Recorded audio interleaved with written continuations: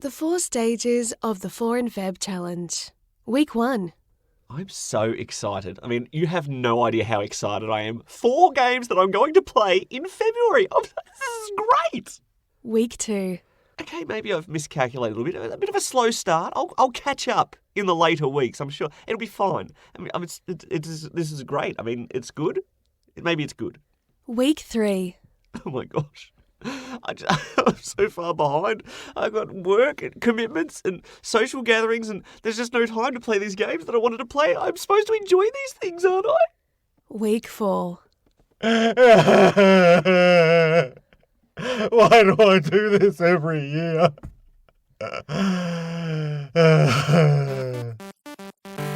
The Gaming Lovers Podcast with Brendo and Jem.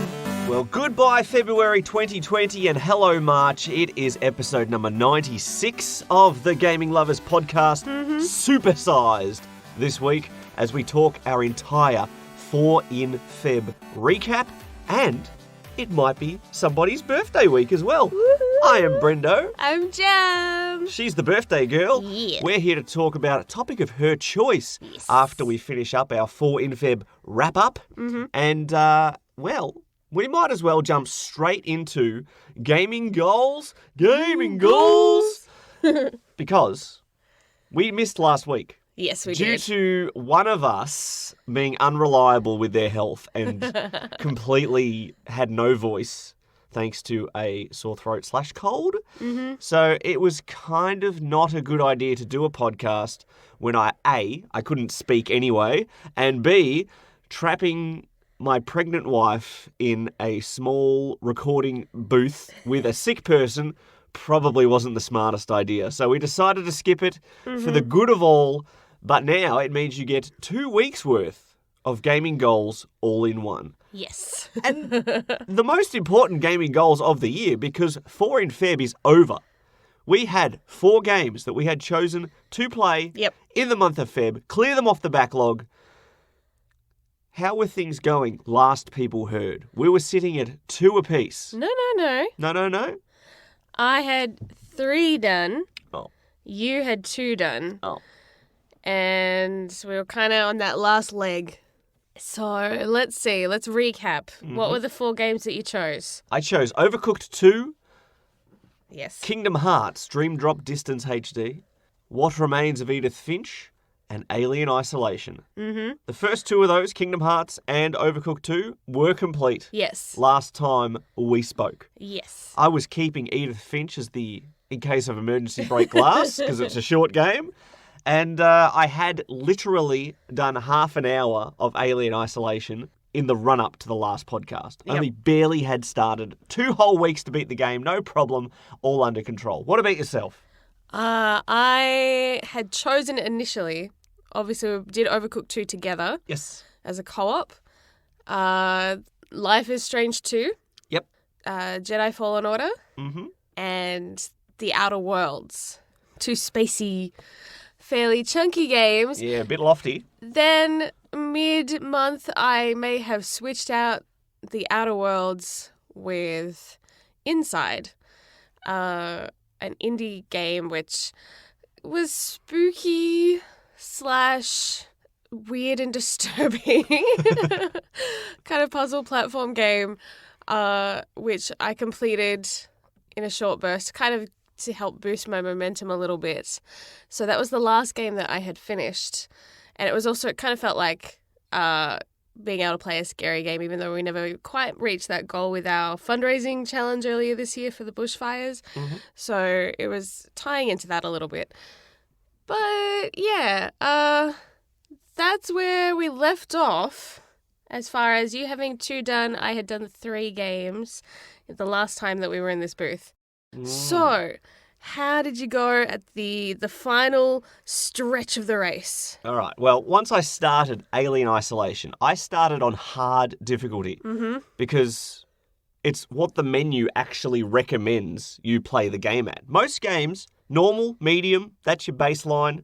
Everything else is scaled accordingly. But the developers say, no, if you're going to play the game where the alien has the smartest AI of anything in any video game history and will hunt you down and kill you, why not make it even harder? So start your game on hard. It's the way we recommend you play the game. So I did. And within 4 to 5 hours, I was not enjoying Alien Isolation. Mm-hmm. I was appreciating the AI complexity, the fact that the environment is oppressive and claustrophobic, and it's sort of like you're in a space station, but it feels like a submarine. You know how you've always got like the low roofs? Yeah. And so everything feels so tight and compact. You hear, playing with surround sound or headphones, you hear the alien stomping around in the vents above you, and you hear it drop down to your right and walking around, and you're like, oh, I got nowhere to go. I guess I'm going under the desk and hoping it doesn't find me. The snag I had was that the alien will kill you in one shot. Basically, if it catches you, you are toast, you are dead, game over. And when you play on hard, it may be more realistic if we're talking about a sci-fi environment, realistic, but it may be a little too aggressive as far as sniffing you out. Yeah. If it has no line of sight on you, it will stalk around, checking under things, looking indoors, checking other rooms. But on the higher difficulties, it sort of circles around where you are, even though it doesn't know where you are. And that felt a little bit unfair. I was dying a lot. I was stuck on one checkpoint in particular for literally like an hour and a half. Mm-hmm. And with the end of February approaching fast, I had to make a choice whether to cut my losses and maybe do what you did, pivot out and play a different game, or do I stick with it and try my best? So what did you do? I declared it an emergency, and I broke glass, and I pivoted and changed and abandoned Alien and played What Remains of Edith Finch. Uh-huh. And that is where our story continues. A short, narrative, 2-hour game. I knew not much about it when I went in. I knew it was a bit sad. That was about it. A little bit depressing, as most of the games that we play these days are. A lot of indie games being so sad.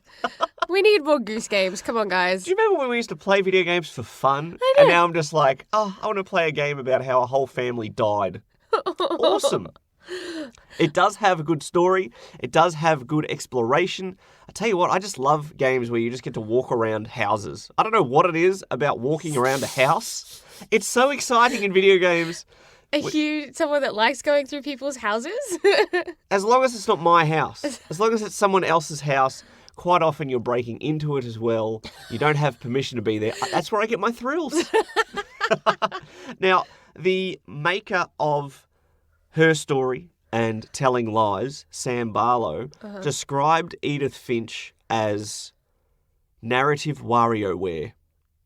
Okay.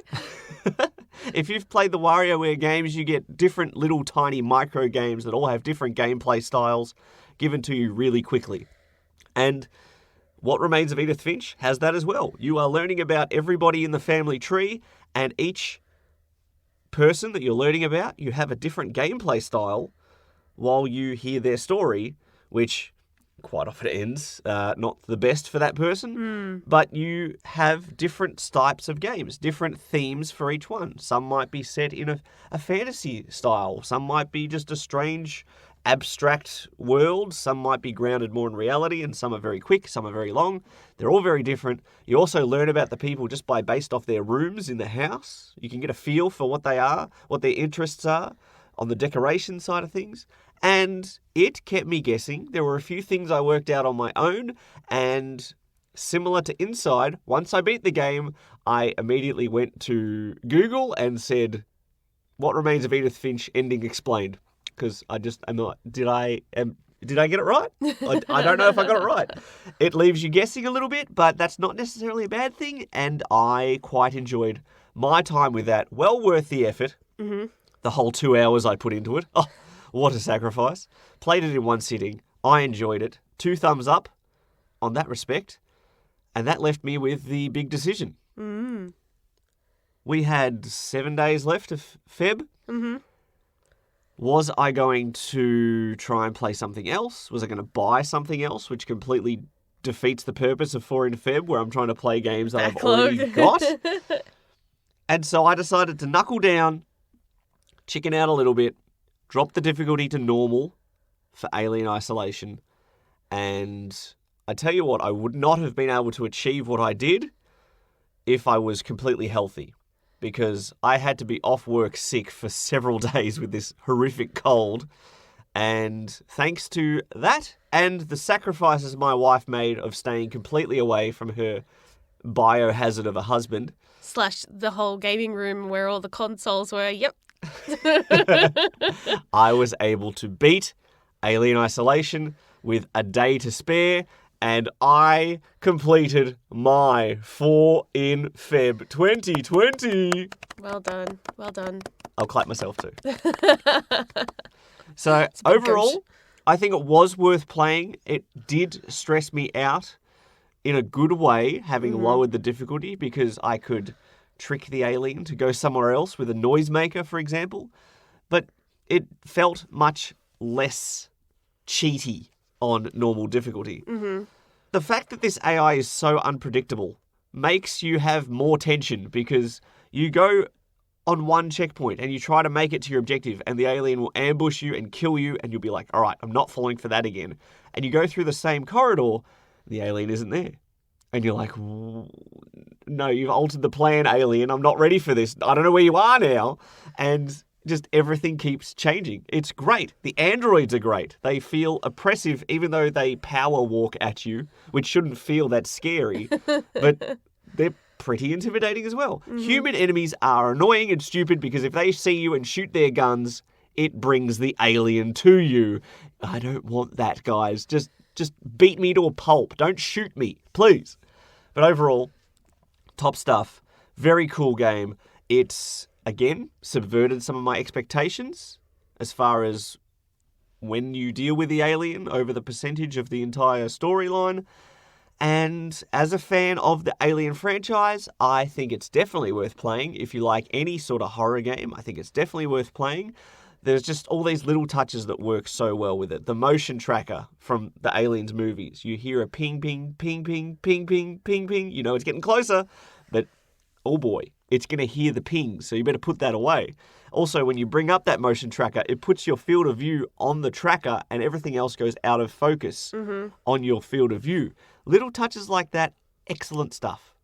2 thumbs up as well for Alien Isolation. I'm glad I finally got around to this game. And now that it's done, I never have to be fearful of aliens again. It may have been the fever. It may have been the drowning myself in this game over a short period of time. But I was dreaming about a stupid alien attacking me from vents for 3 days after I beat this game. Nightmare fuel. Yes, definitely. Wonderful. Isn't there a sequel coming out for it too? Oh, please no. I can't go through this again. Oh, dear. So, from 2 games down in 2 weeks to remain of February, I managed to achieve 4 in Feb. Nice work. You had 3 games beaten with Yes. 2 weeks left. Well, like a week and a half, technically. Sounds like excuses. Yes. So I did squeeze in a little bit of time to play Jedi Fallen Order, but I definitely did not finish the game, which means my 4 in Feb was a 3 in Feb. Respectable, but not quite a complete. Hey, if anybody even makes progress towards beating one game, if you start the 4 in Feb challenge, it's still a worthwhile endeavour. At least there are 3 other games now that I have done, I've experienced, I've finished. We've regained our love for Overcooked 2. Yes, we have. It's probably been the most fun part of this challenge, is just being able to enjoy that co-op gaming again and in short bursts. Because sometimes when we do co-op gaming, we feel like we need a really long amount of time to get into it, like with Divinity Original Sin and stuff. Exactly right. If you're going through a whole campaign, you can't just do a 10-minute session. No, but Overcooked 2 you could, and we could kind of sit down just for a little bit and have some fun, and then if you had to go off to work or if we had something else on, we could drop it and it wasn't an issue.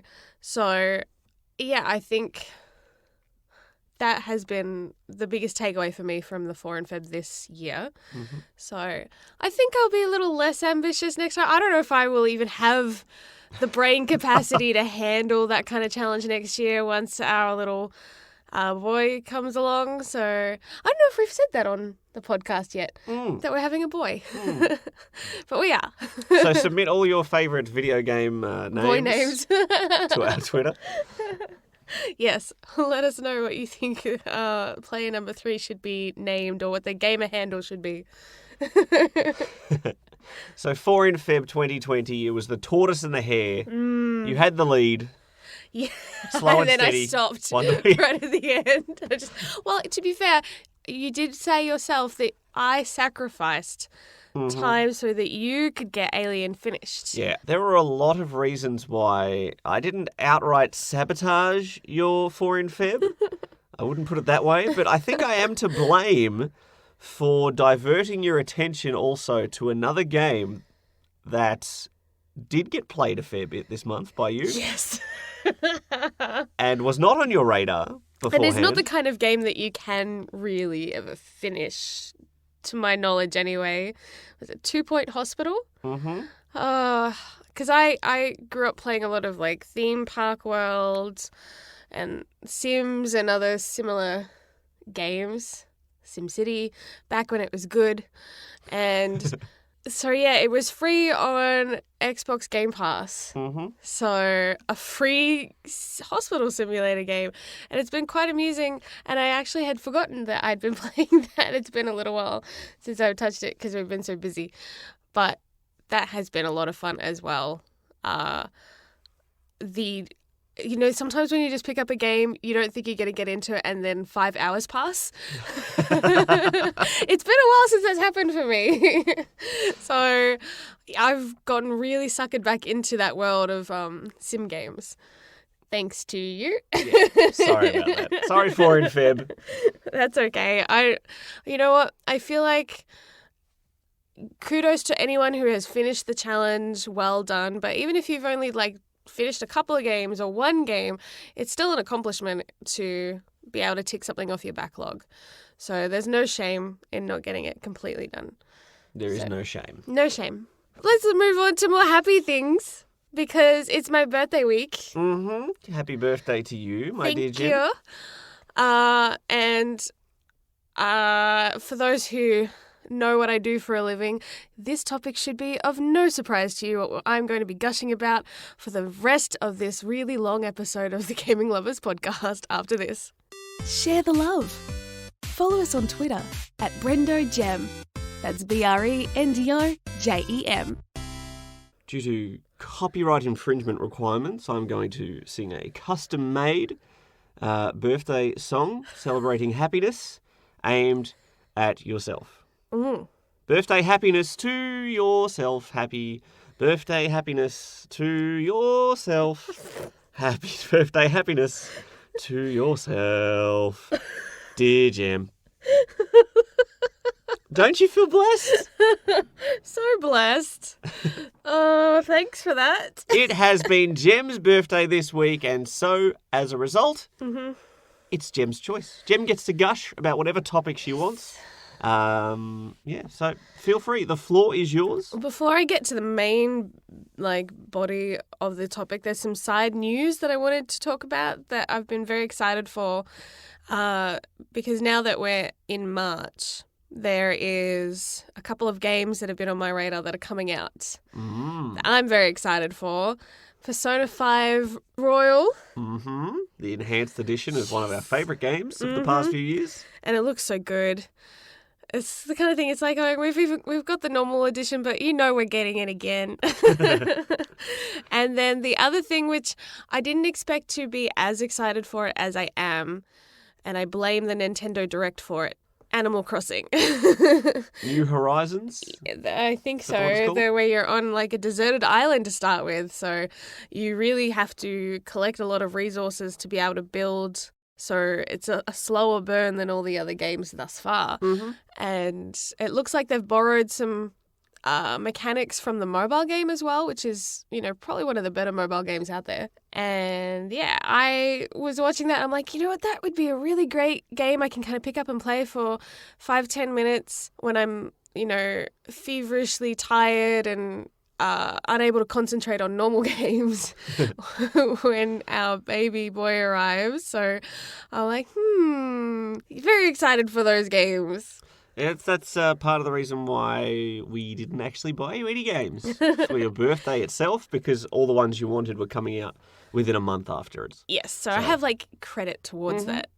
Birthday credit. Birthday credit. Yeah.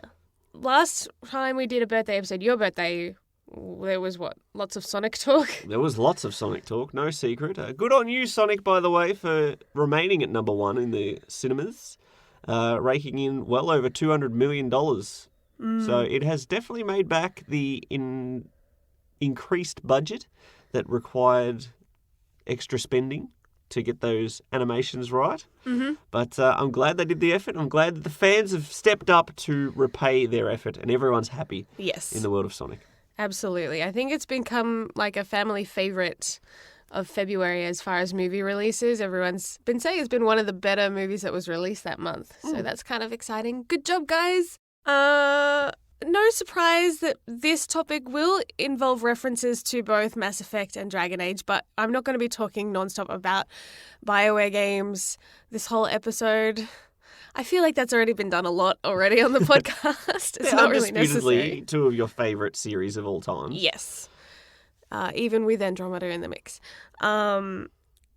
I had a weird craving to play that again, actually, because I haven't touched it really since that first playthrough. You are like an addict.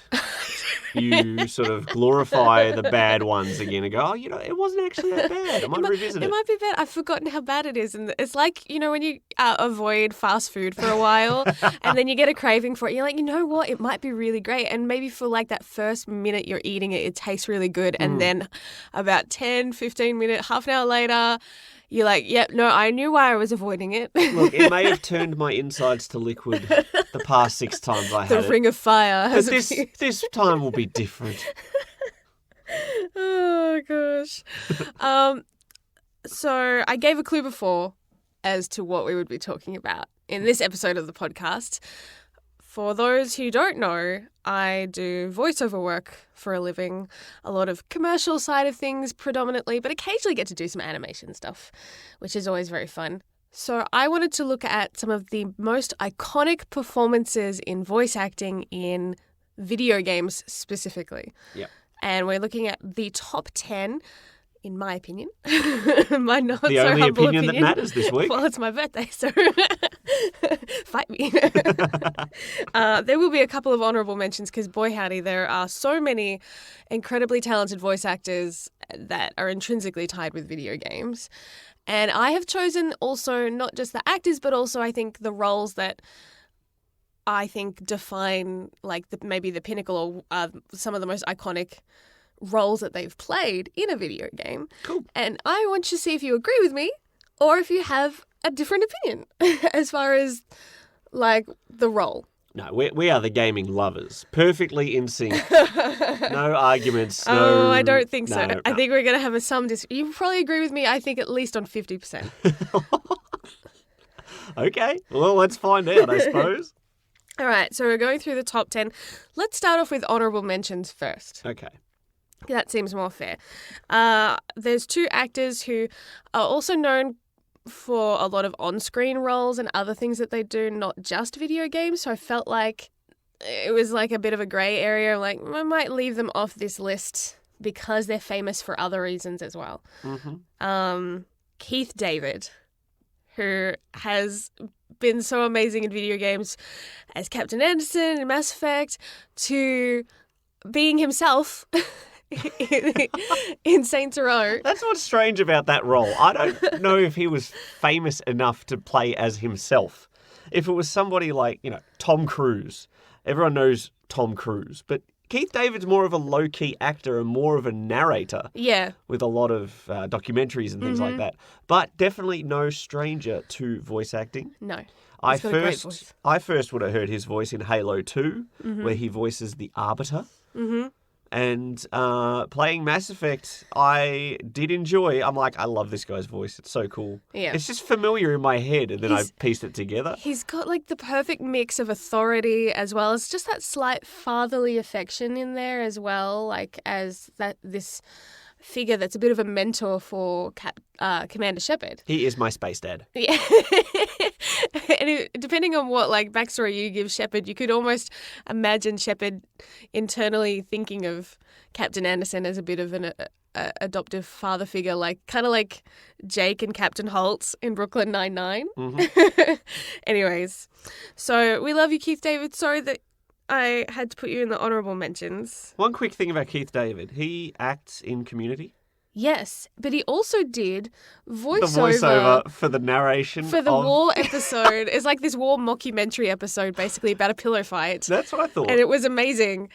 That's not the first time that they've had people double up on roles on that show. But anyway, I could talk about Community on nice different work, podcasts. Keith David. He's got a cool voice. He really does. That was a terrible impersonation of Keith David. Can you please edit that out? No. It's embarrassing. And the other honourable mention goes to, please don't throw eggs at me, Mark Hamill.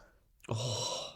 Because, I mean, he's iconic as the Joker in video games, but also in animation. Yes. And also, he's Luke Skywalker. So it feels like if you're going to argue about which is more iconic for him, I think Luke Skywalker kind of takes the cake for what he is known for. This is one of those ones where he was famous for his best role as the Joker. Yes. Outside of video games, and then they brought him in to continue that voice for that character in a different media. Yes. If he had have been exclusively the voice of the Joker only in video games, then I'd bump him onto the list. Yeah. Just on a technicality. Yes. But his Joker is my favourite Joker. Yep. And I might be biased because I am a gaming lover. I love video games. But he also voiced, with a very similar cadence and energy, Goro Majima in the PS2 version of the original Yakuza game, where they decided to get Hollywood actors to voice this very Japanese game, and quite often the voices are terrible. But the single highlight... The only good part of that. Mark Hamill. Yep. So kudos, Mark. He is very, very gifted. He's a gifted actor, full stop. And I think that is the thing. Like, all of the people on this list, they are gifted actors, full stop. Like, they just choose to do it behind a microphone. And I think it's a slightly different style of acting, but it's still acting. For me, being a Star Wars nerd growing up, like Mark Hamill, Harrison Ford, they're both equal to me. And then you find out that Harrison Ford has like all these amazing movie roles, and Mark Hamill just sort of fell off the face of the earth. Well, he didn't. He did more smaller jobs and things like that. He took on a lot of indie movie roles, but not just that. He went into animation and things. And because it's not considered as prestigious, at least certainly wasn't a decade ago, people thought, his career has failed because they hadn't heard what he was doing or realized that it was his voice. Exactly. And then I hear this amazing Joker. I'm like, this guy's cool as. Who is it? What the heck? Mark Hamill. Luke, what happened to you? He's turned to the dark side. So those are our two honourable mentions before we delve into the top 10 iconic video game voice actors. Well, who made the list? All right.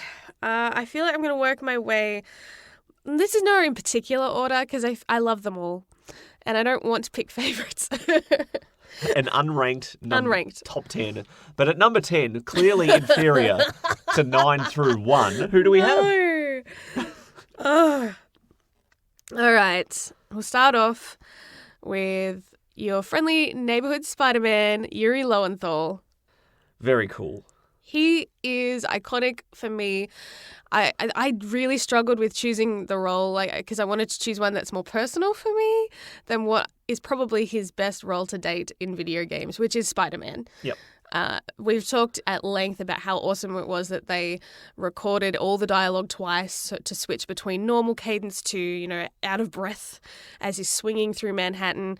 But I also love Yuri in games like Persona 4 as Yosuke. Like, for me, that is where I'm like, this guy's voice, man, I love Yosuke. And I was surprised at his age. Yes. Because he had such a young voice. I just pictured he was just some dude in his early 20s.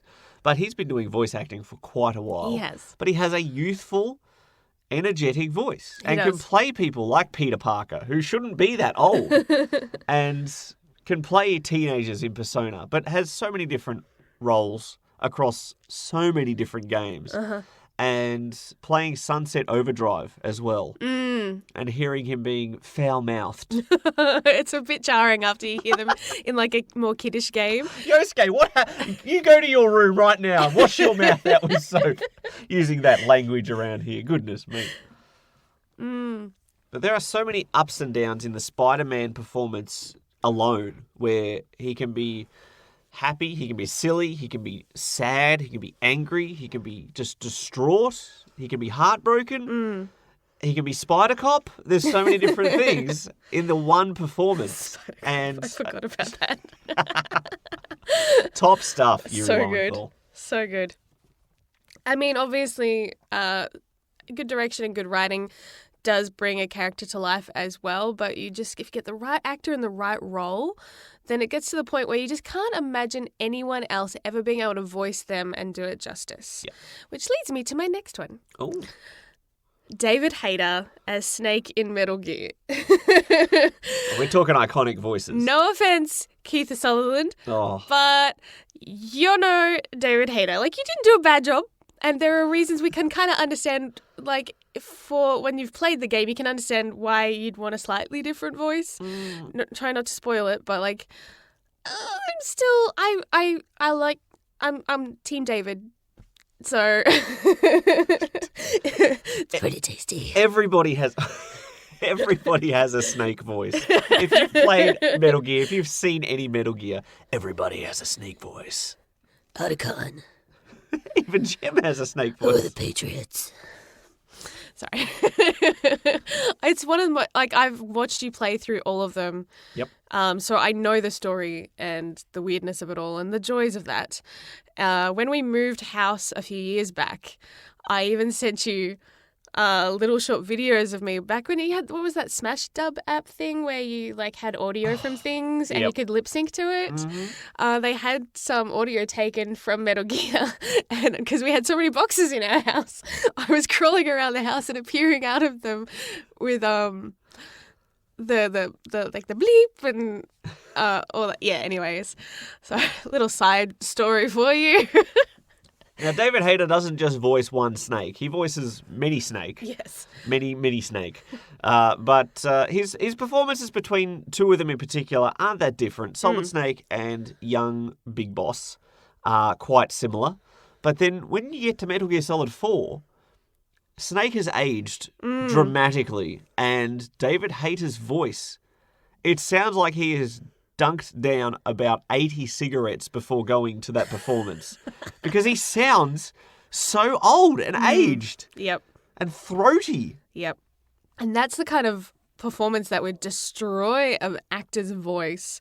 You hear horror stories of actors bleeding from the throat or even passing out from a lot of video game sessions just because they have to do a lot of screaming and stuff, usually because they're like, okay, give us a scream where you've been shot in the leg, or pretend your arm's being cut off, or you're falling down a short pit, then a long pit, and then a really big ravine. And like, you have to do that for pages.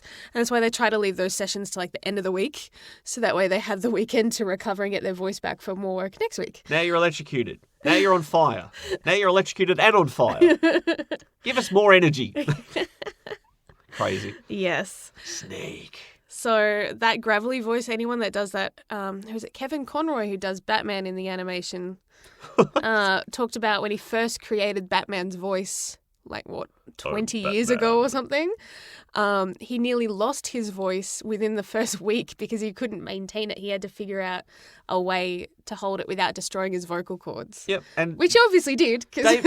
And David Hayter's voice is normal. Yes. It's not gravelly, but he performs Snake's voice quite gravelly. Yes. And then to add an extra layer on top of that to make him sound aged, I think that would be really hard to hold. there are just so many. It's just a fun voice to imitate. It is. Anytime a helicopter flies overhead, I go, "I.D. Colonel, what's a Russian gunship doing here?"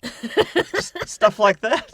I love quoting Snake. Yep. And it is an iconic voice. I think it's, if you look at any top 10 list of iconic video game voices, Yes. Snake will be on there. And so, good work, David. Very good work. And the fact that, people were so up in arms about him getting replaced in the most recent game, Yes. I think speaks volumes to of how beloved that performance is. Yeah, that was a weird one. Yes. One that's probably a more recent favourite for me, and I think that has established herself in this top echelon in the last 5 years at the very least. Like, she's been working in the industry for a while, but I think she's had some of her biggest performances in games more recently, is Ashley Birch. Oh, yes. And I think we gave her credit for Parvati the last year as like being one of the best performers, if not the best performance in video games last year. She got my smoochie. Yes. And that's an official award, not just some creepy... It's in the archives of the podcast. We have the Smoochie Awards. We are the gaming lovers. It makes sense. It's not creepy. The more I try to defend it, the more creepy it sounds. Ashley Birch, though, I discovered her voice acting roles. And they all had a theme. She played a very cutesy, kiddish style of voice. She voices Mayuri in the Steins Gate anime. She voices Rei in Persona Q, the first one. And so I recognise her voice as like can play a Sweet, cute. a Yep. 12-year-old girl, and it sounds like a 12-year-old girl. Perfect. And then along comes Horizon Zero Dawn. And this is the one that I think is her, probably to date, most iconic performance. I know Parvati was great and that she got a lot of accolades for it, and deservedly so. Agreed. But I still think Aloy squeezes ahead just a smidge as far as being an iconic performance, because the game itself was, groundbreaking. It had everyone abuzz for so long. We still talk about it with reverence. I loved Horizon Zero Dawn. It's another game, again, part of me wishes there was more DLC so I could have an excuse to go back and replay again, because it was so good. But she brought so much gravitas to that role. She was relatable. She was scary when she needed to be and serious, but she was also sweet when she needed to be. She felt like a really real human. If you can walk a performance tightrope to show both vulnerability and strength in the same lines, Yes. to show insecurity and confidence, sort of that. Those shades. Yeah, it's not just saying words that are on a script. Yeah. There's heart behind Aloy. There's heart behind Parvati, and you can't just fake that. No. It just takes talent, and Ashley Birch has talent. And hard work. It is a skill that you can build up. Of course. I feel like some people think that unless you're born to be like naturally gifted, like a prodigy, that you can't attempt to do something that you want to do. You can work hard and build up those skills too. I think, especially acting is a big part of observing others and drawing in and using what you've seen and learnt from real life to then bring back out in your performance. Yes. So I'm going to tell Ashley you said that. She doesn't have talent. No. I'm not saying she's not talented at all. That is not what I'm saying. I'm just saying that it's a mix, because hard work will kick talent's butt when talent doesn't work hard enough. Very true. Mm-hmm. Very true. Okay, next on the list. Number 7. One of my personal favourites, and this guy has a podcast about voice acting. He does a lot of YouTube stuff, sharing the ins and outs behind the scenes of some of his work, and will engage quite freely with fans and openly about some of the roles that seem to cop unfair flack a little bit. James Arnold Taylor. Now, this one was tricky because for me, there's 2 different roles that I like almost equally iconic for him. Ratchet from Ratchet and Clank, and Tidus from Final Fantasy X. Yeah. Now, if you immediately think Final Fantasy X equals bad voice acting, we've had this discussion many times. Yes. It was perfectly directed and executed. That silly laugh is supposed to be silly. Let's just get that out the way early. But JAT, as his fans call him, as Chat. we do, Yeah. he has a big range of voice talent. Like, some people have one voice. David Hayter, he might be able to do other voice acting, but for me, it's Snake, and Snake alone that we recognise his skills for. Whereas James Arnold Taylor can voice Ratchet, a sort of youngish, gravelly, sort of excitable creature. He's a Lombax. I don't think anybody else can voice a Lombax as well as James Arnold Taylor. That's an exaggeration. Maybe people can. I don't know. But he also voices like Fred Flintstone in animation. He voices Obi-Wan Kenobi in a lot of things. And those are at very different points of the voice acting spectrum. Mm-hmm. And he also is known for a lot of voice matching work, in particular for Johnny Depp. So in Kingdom Hearts video games, anytime you see Captain Jack Sparrow, it's James Arnold Taylor. But he does a lot of voice matching work because sometimes celebrities are either too busy or they can't afford to actually get them back to reprise roles for very small things in animation or even in commercials and things like that. Yep. So they call on the very talented James Arnold Taylor, and I believe when he got cast as Johnny Depp's voice match, Johnny Depp called his house and made him prove that he could do his voice. How intimidating would that be? So Talk to me in my own voice.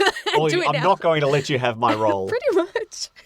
But yeah, so that's one of the fun stories that he shares on his YouTube channel. He's very open about all that kind of stuff. And the fact that, like, when he got cast as Fred Flintstone, like the guy he's scrawny as, does not look like Fred Flintstone, but he can do that voice to perfection. Yeah. And iconic. So, yeah, he's a very, very talented actor. Another example of one that I loved their voice before I even knew who it was. Because when I played through Final Fantasy X, I was just starting to take an interest in voice acting, like as an industry, as a job, as a performance. Instead of just going, oh, this I like this character. It was more, I like this character, and I like the way he delivers his lines. It's kind of cool. And I liked Tidus for that very reason. And little did I know, all these years later, I'm like, oh my gosh, Tidus was voiced by James Arnold Taylor. That's cool. Mm-hmm. And he's such a sweet guy as well. Very encouraging. He does like these encouragement books, and I think he turned them into like a video series as well on his YouTube channel of just little inspirational quotes and challenges for you to do every day to help you reach your goals, but also to just get in a more positive, healthy mindset, which is so cool. I'm like, how many actors take the time to do that kind of stuff? It's very cool. I mean, Johnny Depp reaches out to people as well, but only if you're trying to voice match him. Or to surprise people at Disneyland. I'm always sad. Every time we go on that ride when we're there, I'm like, come on, Johnny Depp, be there. Never happens. Anyways, we've really gotten sidetracked. Let's get back on topic with our officially ranked number 6 voice actor of all time, according to Jim, and that is rock solid. There is no ambiguity here. These are ranked. They can fight to the death if they want. Number 6 of her unranked list. It's a little unfair to this is not set in stone. Absolutely. Especially because your taste changes as you get into something. Something might become more dear to you than another game series. They're all exceptional performances and actors, so this is not picking favourites, okay? Tara Strong, I think, unequivocally, is Harley Quinn. She is. For Unequivocally. me, Forget Margot. Margot. Yep. Margot Robbie. Hey, look, Sonic the Hedgehog smashed Birds of Prey at the theatres, so I don't even remember her name. That's how unimportant she is as Harley Quinn. Hot take there. No. She's a good live action Harley Quinn.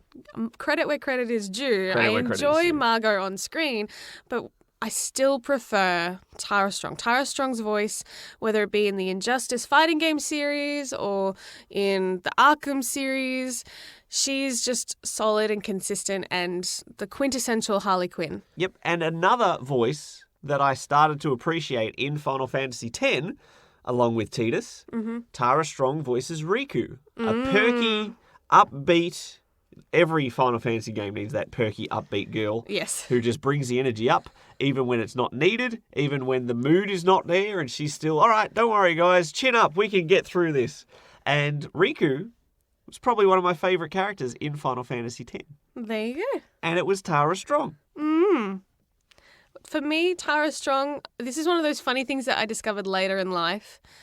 Voices Bubbles in the Powerpuff Girls. And so the fact that, like, you see from Harley Quinn to Bubbles. And Bubbles What happened to you, Bubbles? Bubbles has her moments of craziness, but like it is a bit of a leap. So it's fun. I love seeing the diversity of roles, and I think that's one of the best things about voice acting is that you don't have to be limited by your age, by your gender, by race or ethnicity, by species. You can play something that's, non-human. Like, there's so much more freedom than any other kind of medium for acting. Yep. Which is why I think it's got such a draw card for a lot of performers, more so now than ever before. But yeah, for me, Tara Strong, Harley Quinn, just that is iconic right there. Cool. We She's have- also Paz in Metal Gear Solid as well. Oh. Her name means peace. Well, now that we've gotten through the first half of the top 10 most iconic voice actors and their iconic performances, we're going to take a short break and come back with the top 5 right after this. You're listening to the Gaming Lovers Podcast. Want to join the conversation? Visit thegaminglovers.com. Record your comment or question by clicking on the button on the right-hand side, and you could be featured in the next podcast. So have you agreed with everything on the list so far? Unequivocally, of course I have. 100%. Yay, because I said you'd agree with at least 5. So if you disagree with the rest of them, then it doesn't matter. It's your birthday week. I'm contractually obliged to agree with you. No, I do agree with everything. I greatly enjoy the work of every voice actor that we've mentioned so far. Good. Well, we're going to kick off with this one's tricky. But the iconic role that I'm mentioning is a bit more personal because boy howdy is tough to choose one. All right. First of all, it's your list. Don't stress. True. This is your opinion. It's your birthday episode. That's right. Secondly, you teased me in the past of saying boy howdy too much. And now look what you've done to me. If I'm keeping a boy howdy meter, you have well and truly eclipsed me these past few weeks. Please continue. Boy howdy. Boy howdy. Steve Bloom has got to be one of my favourite voice actors. He's in pretty much every single video game. Whether you realise it or not, he does a lot of animal voices and just deep, throaty soldier voices, grenade, that kind of stuff. But he is known for a couple of key roles in some of my favourite games, including Dragon Age and Mass Effect. So the one that I'm going to give the most iconic for me out of his roles is going to be Oghren, the dwarf from Dragon Age Origins. Oh, he's a lovely fellow. He's such a funny character. He's so good and disgusting, but so funny. And Steve Bloom plays him to perfection. And he voices several other characters in that game. Yep. Which is really funny. I don't know how many times I've killed Steve Bloom over the years, whether it be Hitman, any of these games where he just plays henchman number 8. Yes. I'm sorry, Steve, but we do have quite the history of me hiding your lifeless corpse in various places. But for the main role, I agree. Oghren is probably one of my favourite party members in RPGs ever, because especially in a game like Dragon Age Origins, you just never know when he's going to pipe in with something. And when he does, it's golden. He's got some of the best zingers, and they're usually pretty disgusting, but very funny. You can just be walking around and your party will be bantering back and forth, and it's usually like, oh my gosh, Oghren, what are you talking about?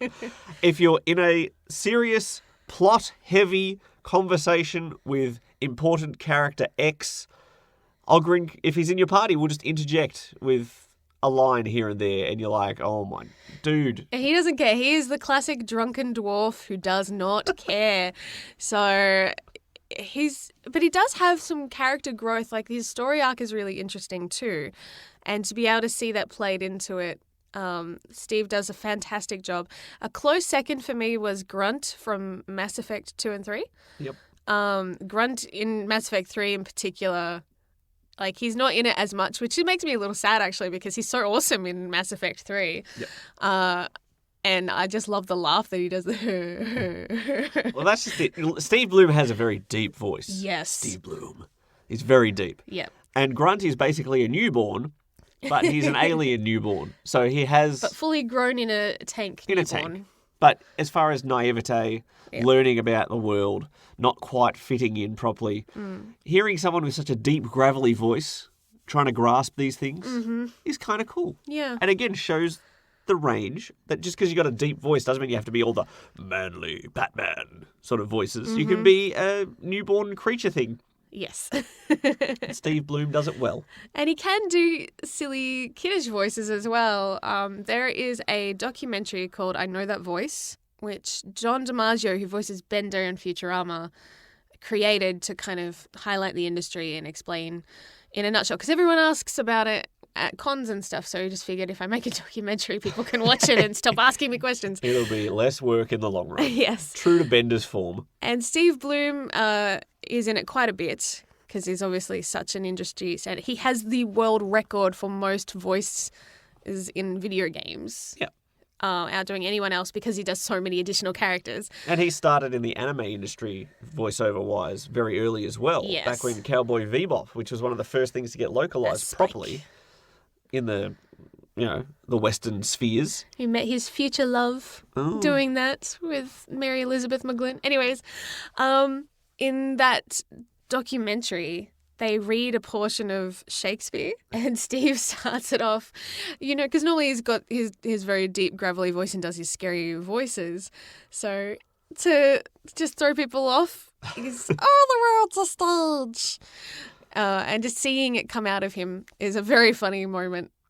So I love being able to see the range and just because it's not just about the acting ability. I think a lot of voice actors take pride in being able to change their voice so much that you can't recognize it from one performance to another. Mm-hmm.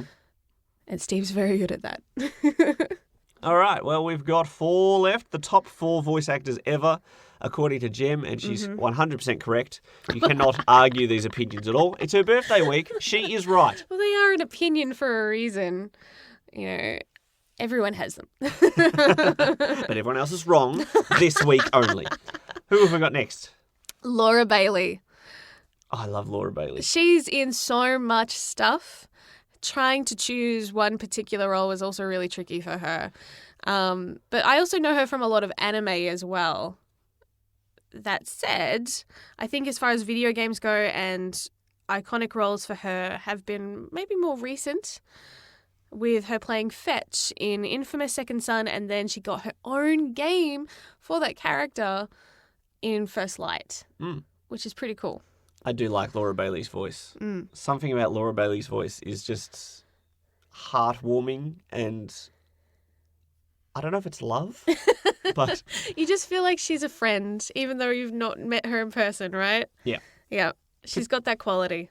Particularly for me personally, I'm not disagreeing with you. I wouldn't dare in this week's episode. But for me, my favourite Laura Bailey voice in video games is, again, Persona 4, where she voices Risei Kujikawa, Yes. who I immediately wanted to spend as much time with as possible because she was an adorable schoolgirl, and it sounds weird, but... That sounds very I think I've shady. dug myself in a hole. No, but as far as characters go, I liked having her around in the context of that game where I, too, am a high school student. Okay, did I cover that well enough? Thank you. Did not go the way I wanted it to go. Oh, my goodness.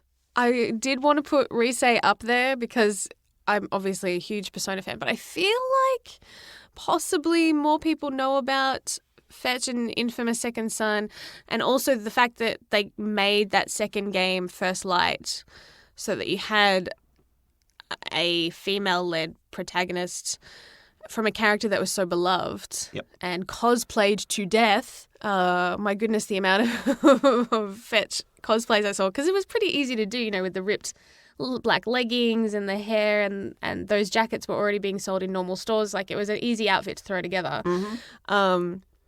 And she was a character that people could relate to. She's got such a sad story. Aww. Poor Abigail. Aww. That's her real name, by the way. Well, as good as that performance is, I'm sure it doesn't beat Laura Bailey's performance as Blaze the Cat in Sonic the Hedgehog. But I have just thought of one. I have to retake my previous statement. Oh, really? Sarah Farron, Final Fantasy 13, 13-2, etc.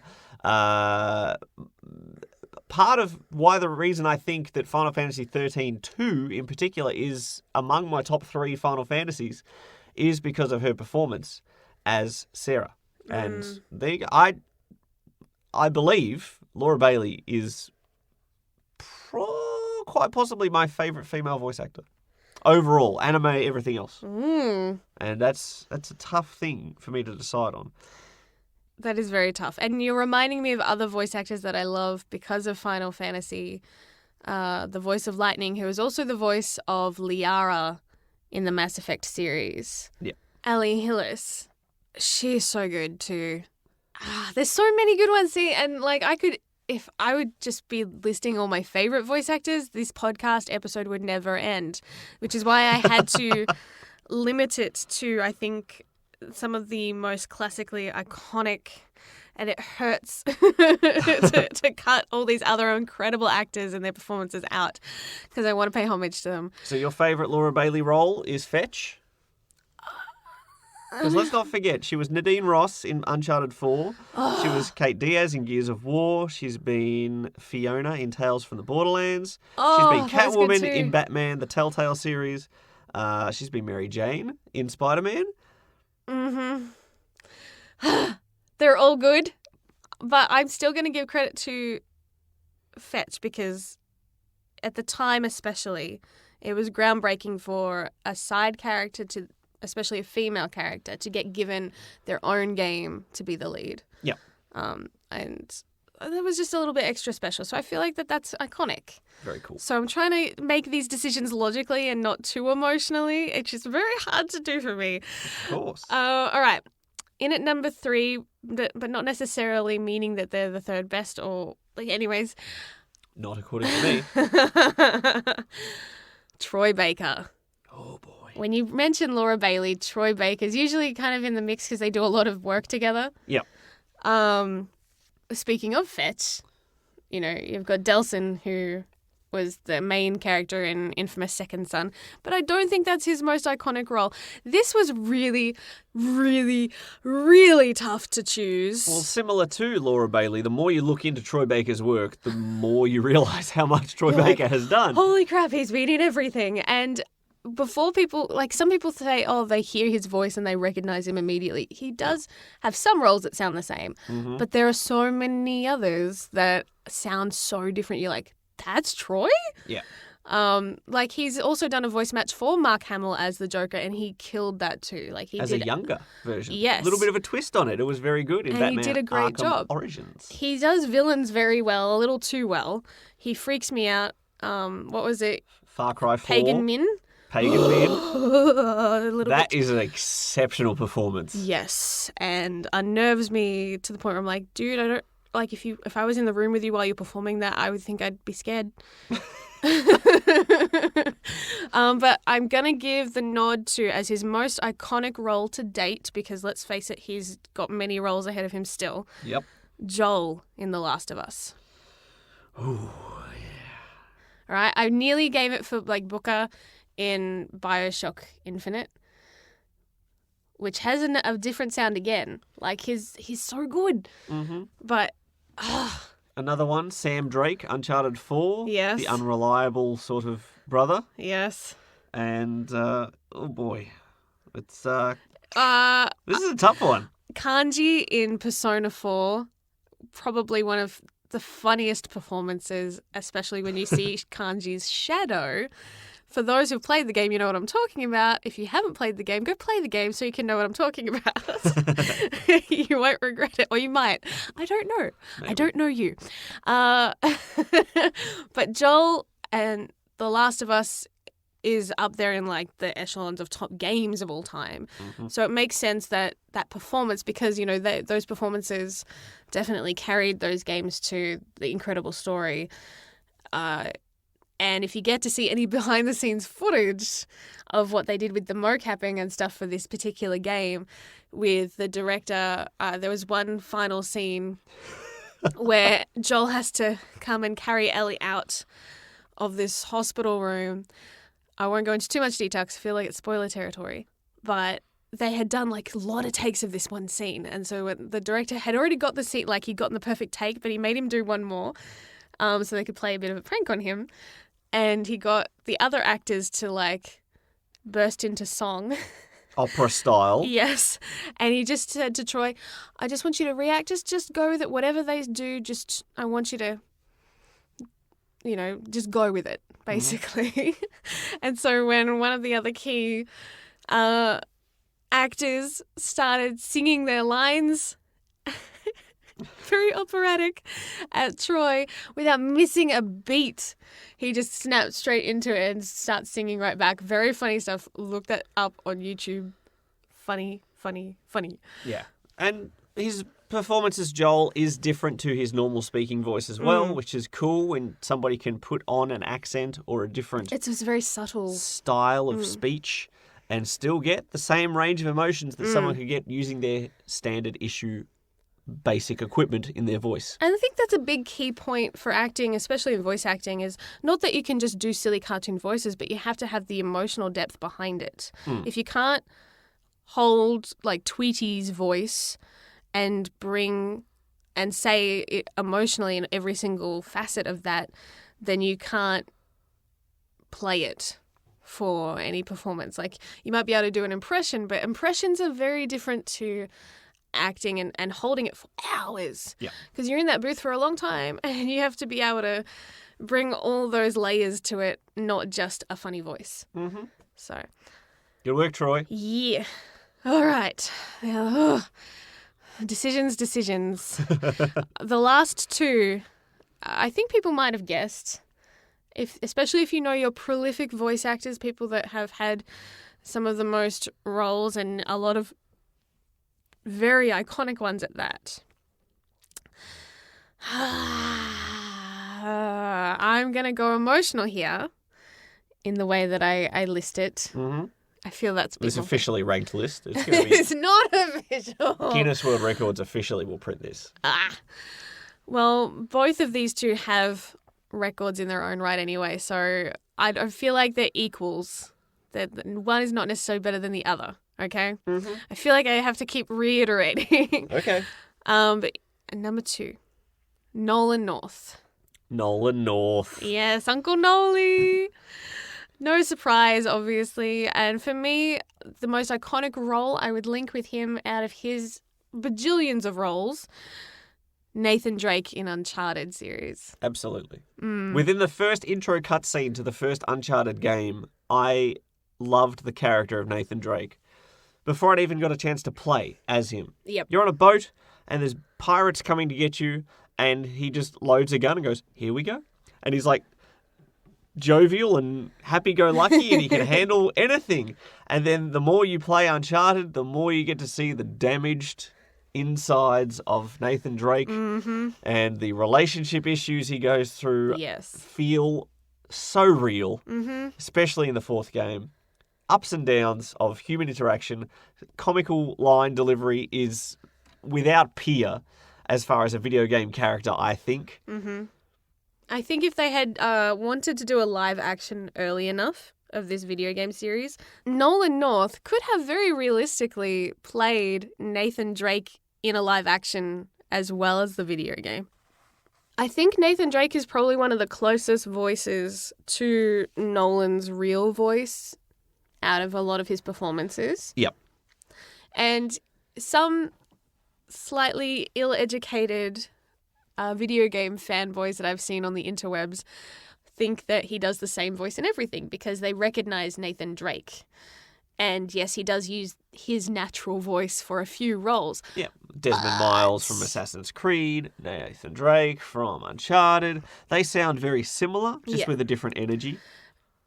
It took me like at least 10 playthroughs of Dragon Age Origins to realize that he voiced this little dwarf that you run into in the deep roads named Ruck. who has his mind is a bit addled, and he's hello, pretty lady, kind of. I did not recognize his voice until you pointed it out, like after so many playthroughs, and I'm like, that is Nolan North.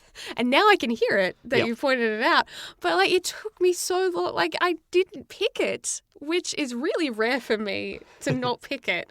So, yeah, there is range where he needs range. It's just, I think it depends on what games you play, whether you get to hear those unique performances or not. Yeah. And people who throw that accusation that he only has one voice completely miss the fact that he's in The Last of Us as well.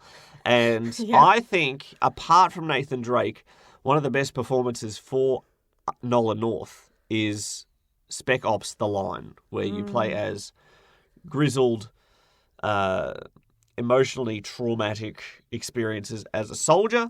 And that game is great and is worth playing. And if you play it blind.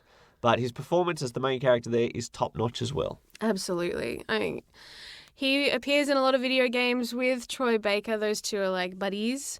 So it's kind of funny getting to hear them work together in, I think it was God of War, as playing brothers, which is kind of fitting since they were also playing brothers in the last Uncharted game as well.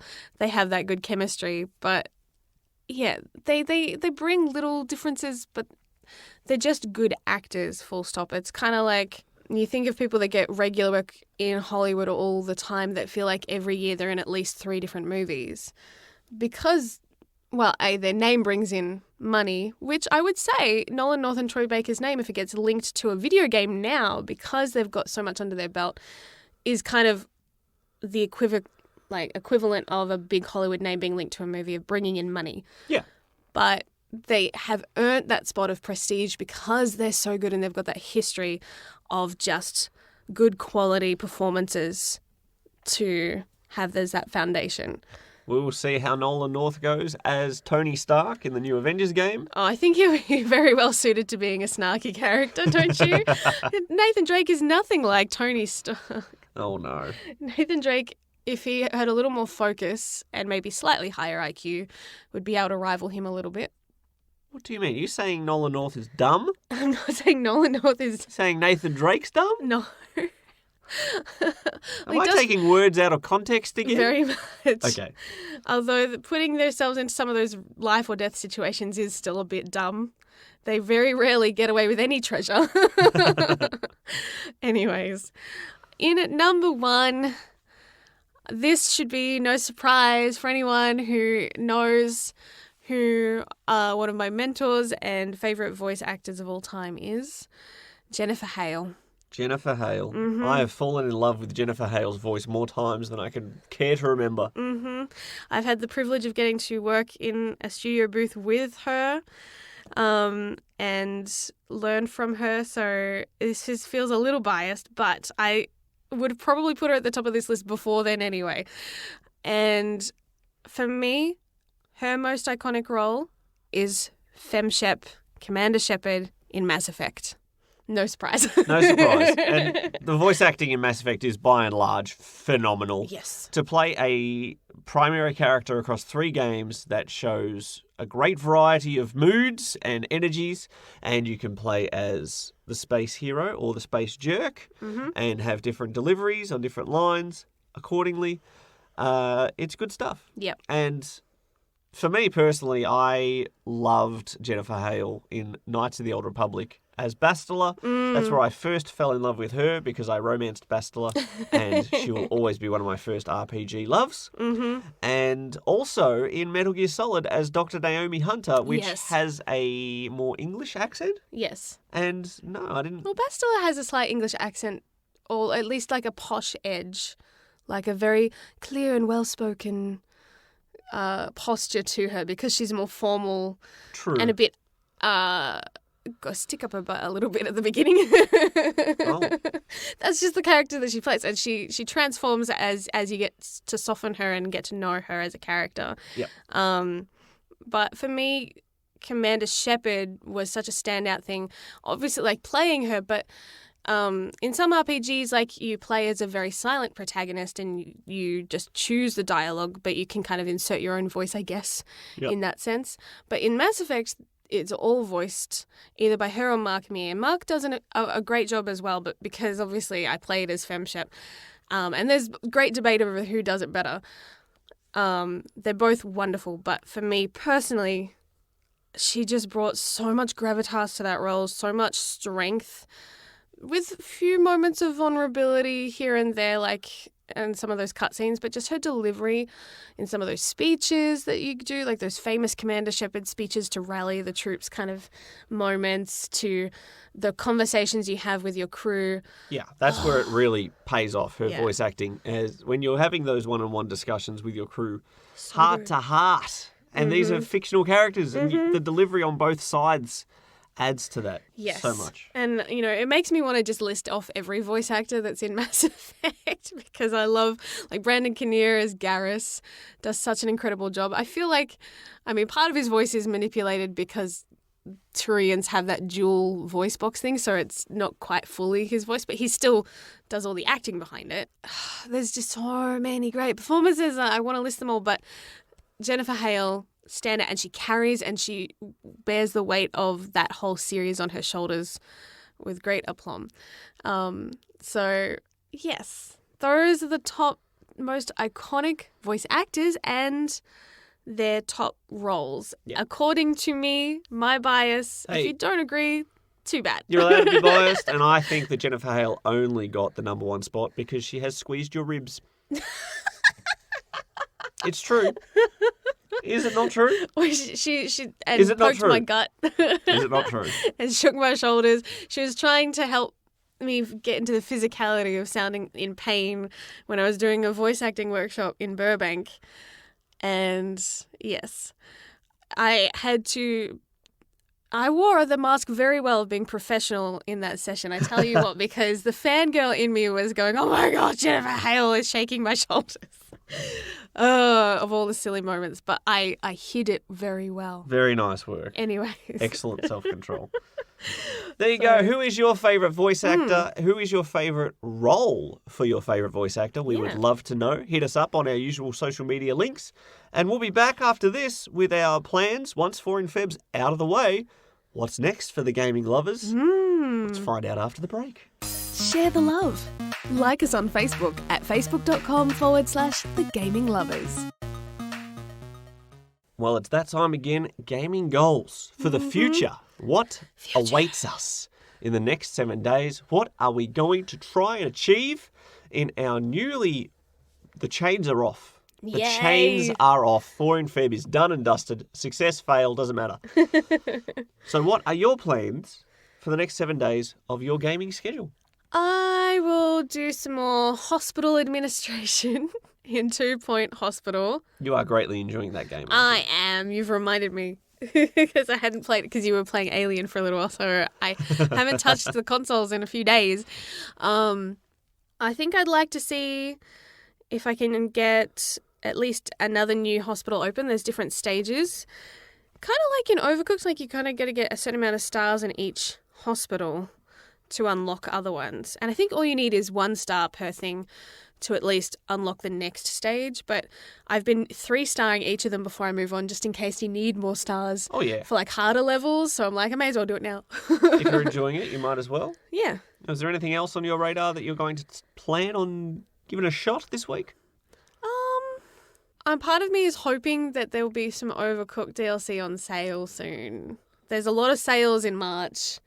March Madness, everybody. So this is kind of the season that we keep an eye out for digital sales. I'm hoping that all the DLC will be on sale because we haven't bought it yet and I've been itching to play it. I keep seeing it. I'm like, that level looks cool, but I can't do anything.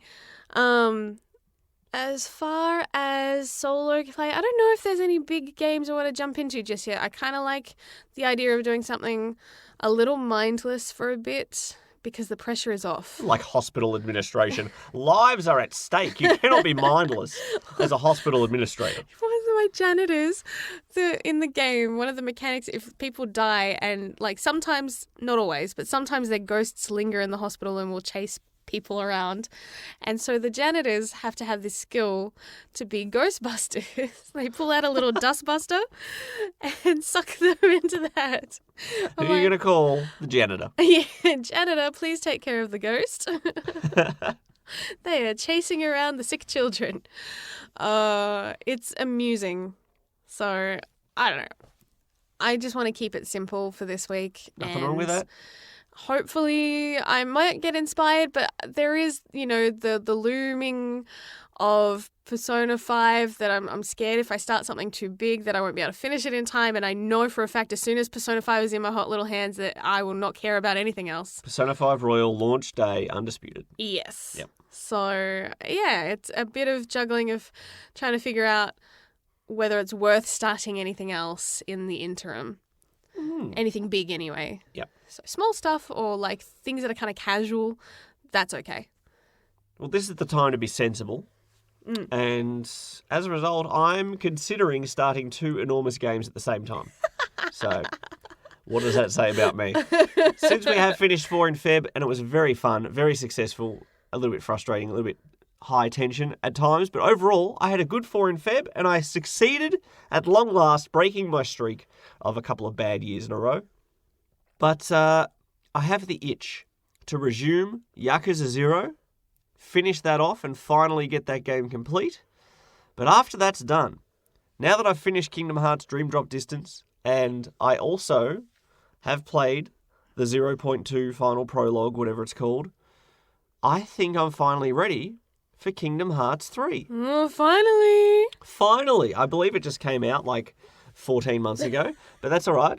I'm finally ready to start Kingdom Hearts 3, but I also have wanted to start Death Stranding. Oh. And so as a result, I'm torn as to which direction to go. I want to finish up Yakuza 0 because I abandoned that for 4 in Feb 2019. And it's been on ice ever since. So I have resumed some short-term gaming there. Yakuza 0 will be my primary target. But after that, will it be Kingdom Hearts or Death Stranding? Look, they're very similar games.